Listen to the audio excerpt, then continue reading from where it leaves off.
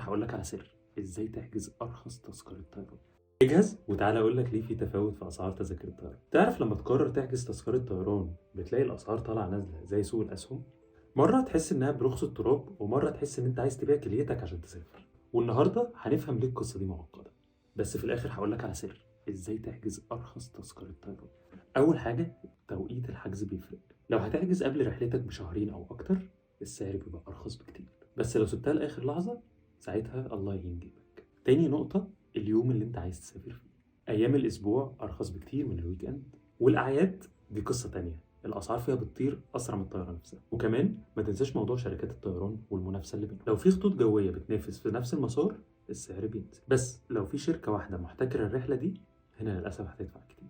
في بقى سر صغير، اعمل سيرش بتاب انكوجنيتو او امسح الكوكيز. ليه بقى يا ترى؟ بعض المواقع بتتفرج عليك، فلما بتيجي ترجع تشوف التذكرة بيغلوها عليك. احجز بدري، اختار ايام هاديه، وراقب الشركات، وبكده جيبك هيسافر مرتاح زيك بالظبط.